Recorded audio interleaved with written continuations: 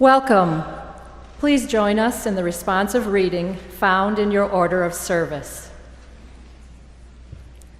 Our years are short, our lives precarious. There is scarcely time to do the little that we might. Yet we find time for bitterness, for petty treason and evasion. What can we do to stretch our hearts enough to lose their littleness? Good morning. My name is Renee Terrio. And my name is Roberta Rossi. One of my first memories of being here at Fountain Street Church is from the early 90s when I played hooky from my job at Aquinas College and drove a van full of student workers here to spend an evening with the poet, Allen Ginsberg. My best memory is ambling into the Quakerish quietude of an early chapel worship. Soft sounds, subdued lighting, and then drums, tambourines, jazz piano, percussions up the wazoo. Then I knew that the luminous Almighty would be given very good worship here at Fountain Street. We are members of the Spiritual Expressions Writing Group, facilitated by poetry therapist Nessa McCasey. We meet twice a month here at church. Our purpose is to build community and acceptance for writing our spiritual journeys, to offer healing and guidance to our creative selves, and to understand the value of our own perspectives. You may have seen us this past fall at the Frederick Meyer Gardens Harvest Celebration, where we did a choral reading of the poem Praise Song by Barbara Crooker. More recently, we were offered the opportunity to write a series of poems for this Lenten season. Jason Hubbard and Nessa McCasey challenged our writing group to create a poem each week from the list of words to be submitted by this community. Each Sunday, you got inspired by something you heard or felt, and your words were gathered, compiled, and sent to us by Tuesday. And we had to create a poem based on that word list by Thursday at noon. And let me tell you, some of the words submitted were more than a little challenging. Words like tuba, tiger, cowbell, Tofu, sagacity, boom, green man, milkshake, and woogie. and don't forget the F word, Renee. Yeah, one of you wrote the F word. Now, how are we supposed to use the F word in a poem? For church. However, we do thank you for literally, no pun intended, sharing your passion and your personal Lenten worship with us by your words offered, by the encouragement you've given us in your responses to our poems. During this Lenten poetry project, 46 poems were created by 9 different writers from our group, and they're extremely impressive. And they're still available to read on the Spiritual Expressions blog. Please visit that site and be amazed by the use of your own words. My name is Roberta Rossi. And my name is Renee Terrio. And we want to thank you all for helping us together to free our minds, grow our souls, and change the world. Welcome to your Fountain Street Church.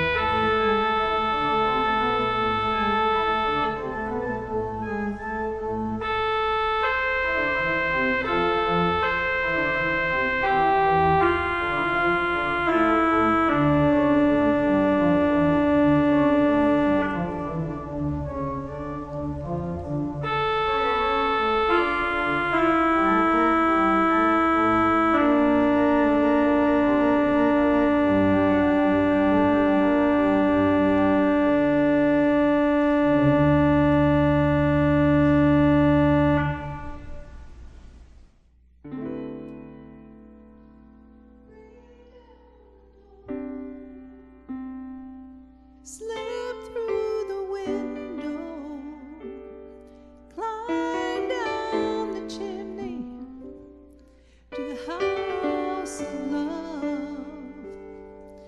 Use every option, turn every lock and key.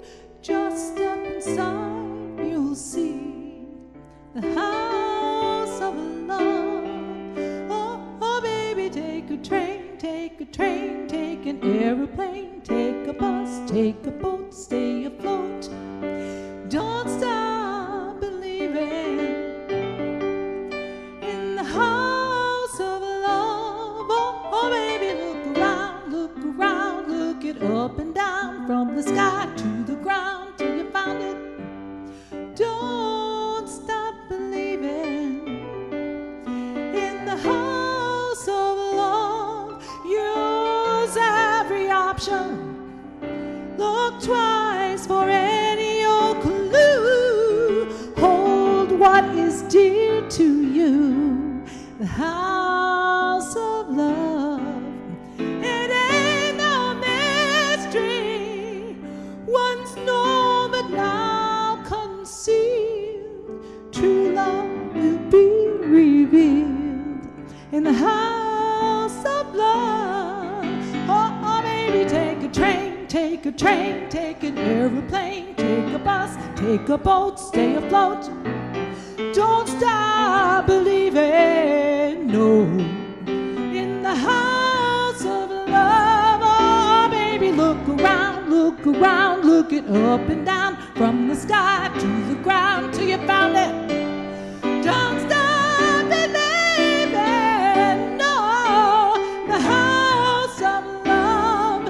You may be tired, you may feel you've lost your way. When you're least inspired, true love is gonna come and save the day. Oh, it's a love,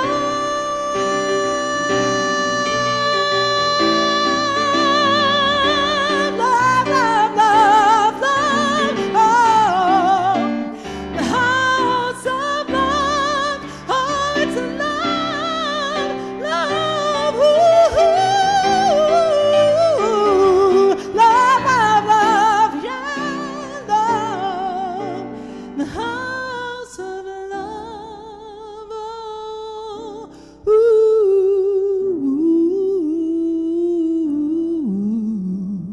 oh, yeah, love.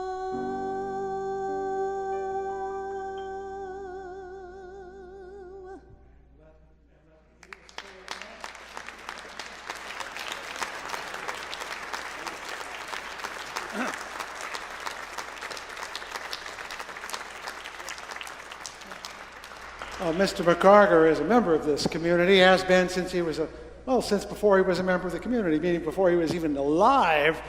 And I was about to say, you can't go wrong with right. Can't go wrong with right. I have to do a little bit of work before I start my sermon, the first of which is to remind you the next week is, this coming week is in fact Reverence for Life Sunday. That generally, we also call it in the office Jungle Sunday, because you bring your animal, your non-human companions. If you have a dog or a cat or a bird or a snake or a tarantula or whatever animal keeps company with you on a day-to-day basis, you're invited to bring that along as your worship companion next week. The sermon will be preached by all the birds and chirps and barks and things like that. We also have wonderful music to go with it. Some churches do this as the blessing of the animals on St. Francis Day. We do it nearer to Earth Day because we celebrate the whole of creation. We have a ritual that goes back for many years. So bring yourself, bring your animal companion, be here and enjoy a really sweet Sunday. The next Sunday, yours truly will be back preaching, but the moment I am done, I am out of here, because I'm going to start a long walk to Cadillac that goes 20 miles a day. We'll be starting at Riverside Park. And if you don't know why I'm doing that to say, go to the distance for Fountain Street Church, trying to raise a little extra money and have a little fun. announced it last Sunday, and so far, I think about 57 of you have in fact committed to supporting my walk in some form or another, largely financially. The challenge I'm putting to you is, will you pledge $1 for every mile I go? And it's 100 miles, so it's $100. Now, if you can't pledge $1 and you can pledge a dime or a quarter or 50 cents a mile, I'm good for that too. And the other thing is, you don't have to pay the moment I arrive in Cadillac. You have until the end of the year, so you can go as slow as you like. But I'm committed to finding 100 people who are willing to make a pledge of some kind to help me raise at least $10,000. And like I said, I have 57 of you already signed up. If you haven't signed up with me, I have a list. I'll be glad to add you to it. In whatever way you can contribute, I'd love to have that. I'd love to have your support. And you can actually come along with me in person if you'd like for part of the way. Let me know. I'll be posting my route on this coming weekend too, where I'm going to start, where I'm going to stop. You can go to a Facebook page called Going the Distance for Fountain Street Church. There you go. My commercial's done. Next week, animals. Next week after that, hiking. It's a lovely time. Maybe nature will be more kind in the next 2 Sundays than it was today. 2 passages as we begin our spiritual excursion today.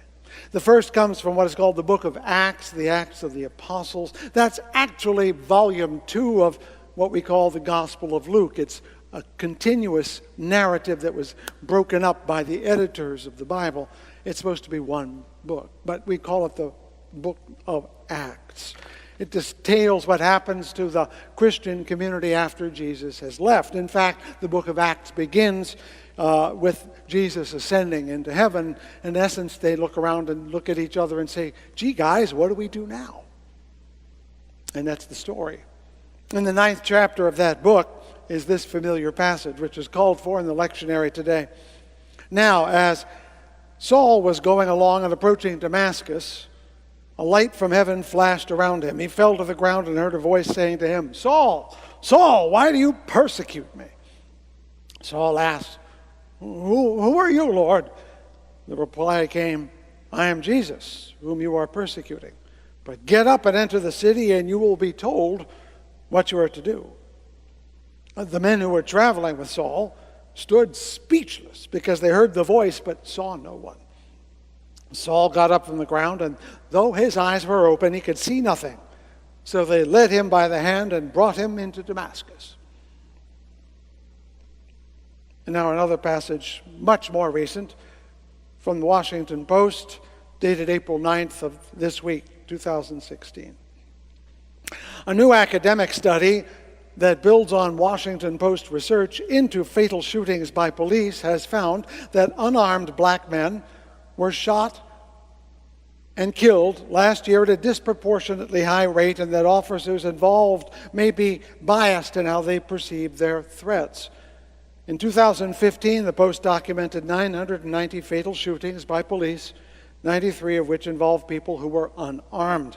Black men accounted for 40% of the unarmed people fatally shot by police, and when adjusted by population, were 7 times as likely to be unarmed, seven times as likely as unarmed white men to die from police gunfire. The Post found that, quote, the only thing that was significant in predicting whether someone shot and was killed by the police unarmed was whether or not they were black. This is said by Justin Nix, a criminal justice researcher at the University of Louisville and one of the report's authors. I tell you this and something like this every week because black lives matter. Now, we've all had the experience, of course, we've all had it, you know, when you come out of the movie theater in the hot summer day and you've been cool for a while, and you come out into the really bright sun and you squint because the sun is too bright. Or some bully at summer camp when you were a kid came up to you in the middle of the night in your bunk and shined a flashlight right into your eyes, and that's all you could see.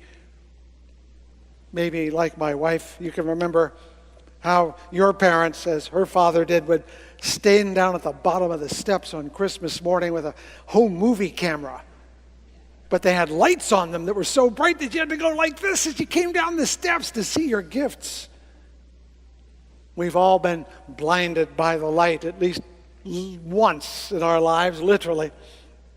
Of course, in the book of Acts, it actually didn't happen. It really didn't. I'm sorry not to be a naysaying Bible basher, but even biblical scholars consider the book of Acts to be more fantasy than history. Paul's letters, for example, which are earlier, and some of them are quite authentic, say nothing about his being struck blind on the road to Damascus. He does not say a word about this seminal event in his life. But the story is so well known that, like, little George Washington chopping down a cherry tree, it is embedded in our very Christian culture, the notion of being struck blind by God and converted on the spot. Maybe one reason is that people like you and I have had experiences so intense that we are, in a sense, blinded by them. My father, for example, did not know until he was 13 that his birth mother died giving birth to him, and that the woman he thought was his mother was in fact his stepmother. Talk about a shock. What he thought he knew was not what he knew. What he thought was true was false, and what he thought he perceived was not true. That information revealed something he had not known and made the whole world he lived in feel more unknown. Religious revelations are, of course, but one kind. I just gave you an example of another. This week, Iceland's prime minister has resigned because he hid money from view and taxes. And that was just revealed through what are called the Panama Papers in the press. And people were shocked. They are protesting in the street, even now. That study to which I referred a moment ago about police bias toward black men, unarmed black men, will shock some, but not everyone. And others will reject it as obviously biased because it doesn't jive with their experience. Sometimes revelations so threaten us that we refuse to believe them even when they are manifestly true. The denying wife of the feckless husband is a stereotype of denying the truth. Climate deniers and believers in the literal truth of the book of Acts are essentially birds of the same feather. We are more inclined, each of us, to believe a falsehood that confirms our worldview than to believe a truth that disturbs it. When our identity is at stake, the truth can be literally unbelievable. The light of truth makes us close our eyes. One can almost imagine the Apostle Paul, called Saul at the time, sticking his fingers in his ears and humming to drown out the voice of Jesus. Last week, I returned to the foundations of liberal religion, which I have summarized in 9 words: free the mind, grow the soul, change the world. That's what liberal religion does, no matter where it is and what it says it does. That's what it does. I've gotten to the point now where I don't remember things nearly as well as I wish, so I'm down to 3 words now: liberate, animate, agitate. Liberal religion arose from the doubts people were beginning to have about the accuracy and the historicity of Scripture. Science was undermining the creation story even before Charles Darwin. Biblical scholarship began to question scriptural authority even before that. Liberal religion arose from the belief, though, that there was something lasting and precious in the underlying claims of faith, so basic that we forget they're there. For example, that life matters, that individuality matters, that love and liberty and justice are not fantasies, but just as real as biology and geology and gravity. Liberal religion has sought to liberate the permanent truth of religion from its transient forms. And it does that by testing it, questioning it, doubting it, which is what we talked about last week. I quoted John Milton, the great English Puritan poet, who ironically went blind when he said, "The light which we have gained was given us not to be ever staring on, but to discover onward things more remote from our knowledge, that truth leads to truth. That's the scientific method. You get something, you work on it, you use that to find another thing. Further on in that same essay, he adds, whoever knew truth put to worse in a fair and open encounter? We trust whatever is true, not what we want to be true, but whatever is true. That is the way we become free. Liberation is the fundamental value of liberal religion. Liberation, liberal, they're related, aren't they? First, we liberate truth from falsehood about the larger world, but equally, and this is just as important, we have to liberate ourselves from the falsehoods and half-truths we keep in our own personal hearts. The gospel elsewhere says, you shall know the truth, and the truth will set you free. That is the great commandment of the liberal faith. And the second is like unto it, to liberate your mind in order to grow your soul. You cannot grow larger than the confines of your beliefs, can you? You cannot become a new person if the person you are is unquestioned and undoubted. Liberal religion has been from its inception a commitment to live up to the gospel, not just believe in it. To follow this path, not just assert its majesty. That's why I sometimes say liberal religion is, quote, religion beyond belief. It's more than assent to a doctrine. It's an absolute commitment to go further, to test, to question, to try it on for size and find out if it fits. But here's my point today. The truth we seek can be terrifying. Who of us, who anywhere, can fully face the awful truth of our own death, our inner and innate capacity for evil and cruelty, with that dreadful fear we all know that nothing ultimately matters? If our doubts are what help us find the truth, every truth we find throws doubt on what we thought we knew. It calls our very being into question. It cannot be merely beheld, looked at to be ever staring on. This is the experience of the biblical figure of Job, who demands a divine accounting of all the suffering he has had to go through. And God eventually answers Job after Job demands an answer. But what does God say in this tale? Who is this that darkens counsel by words without knowledge? Questioning whether Job has a right to even question. And then in the poem, God proceeds to demand why Job deserves an answer. And he says, in essence, you can't handle the truth. That's the way it turns out. Were you there when I created the world? Were you there when I threw the skies up? Were you there to draw Leviathan out of the sea with a fishhook, says God to Job? And Job realizes that his desire for truth does not mean he can handle it. And at the end of the story, this majestic poem, thrilling and awesome, and I mean awesome, not awesome, Job cowers and says, what you are is too wonderful for me to know. I waste away in ashes. The truth can destroy us. If the truth liberates, it judges. Unable to hide in the shadows of equivocation and extenuation, truth always lays us bare. It dissects us like a Vasari anatomy drawing with all the muscles and sinews peeled off and laying on the ground. People talk about spiritual growth all the time. They love to go to classes, read books, and they want to feel wonderful and blissful and serene. And I want to tell you, spiritual growth is often fraught and fearful and dangerous. Every truth we learn means letting go of some falsehood or half-truth that we've been depending upon, something we staked our life on.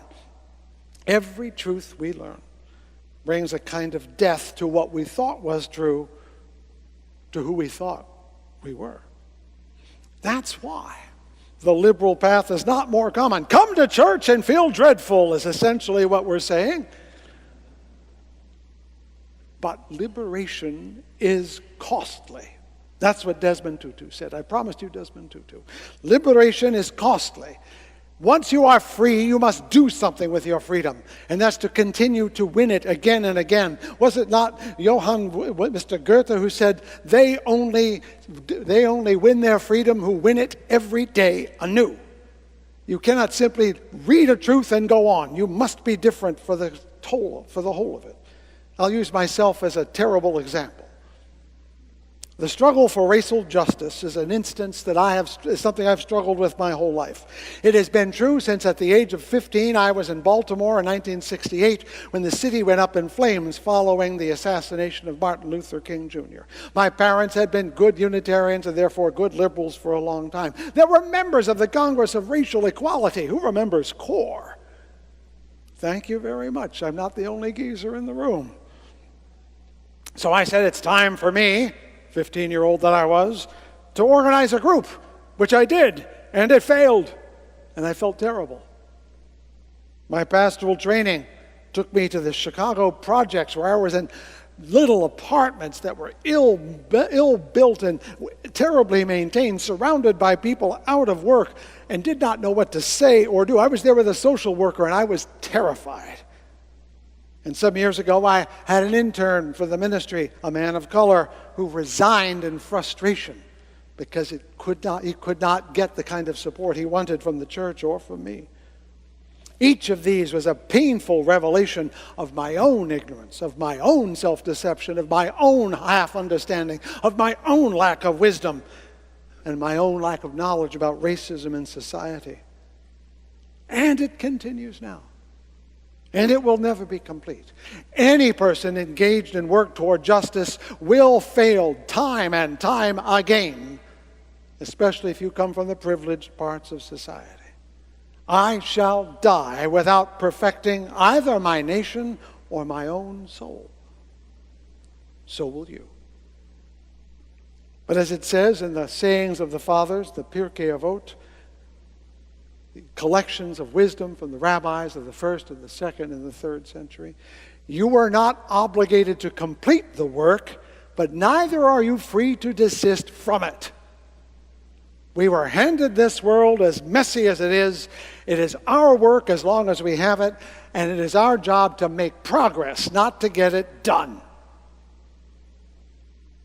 So the fact that we will not succeed at becoming perfect souls, or having a perfect society, or a perfect marriage, or perfect children, or a perfect job, or a perfect church is okay. But it should be better when we're done with it than it is when we got it. I keep remembering what I was told as a Boy Scout: leave your campsite cleaner than you found it. You don't have to make it pristine. Make it better. Beloved, the liberal faith is not for the closed-minded or the half-hearted. Truth only comes to those who are willing to question down to their very beings. And the faith we have in truth requires us to die again and again to our own small and contracted notions of who we are and the world we live in. To grow a soul, we must ever be pulling up what we thought were true vines that turned out to be tares and weeds. It's not fun to pluck up a garden you thought was going to be beautiful and turned out to be awful. But we plant every seed and we pick up those that don't grow well.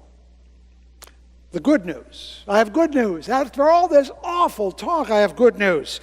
All of us were destined for this task. We are not alone. It is the universal human calling to know the truth. And as Paul put it in one of his letters, to be transformed by the renewing of your minds. But knowing is not enough. We must also live the truth we find, which will happen over and over again, and which will cost you more than you planned. If it does not take effort, it isn't worth doing. If you don't have to pay a price, it was worth exactly what you paid for it. That's when your soul grows or shrivels, when the price is on the barrelhead. In order to find the truth, you must go there and you must leave behind something else. How many of us have faced just those paths? How many of you remember hating it when you did? How many of you wish you could go back and do it differently? This place, this church, is not here to tell you how to do it.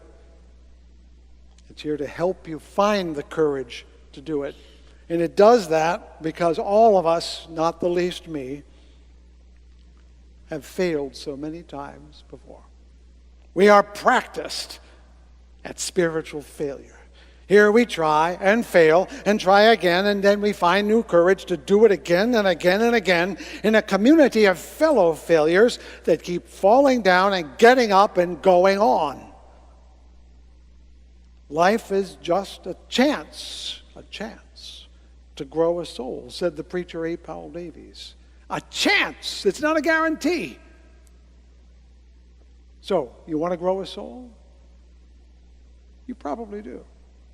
Then prepare to stumble, to fall, to fail, to quake and cower, and then get up and do it again and again and again.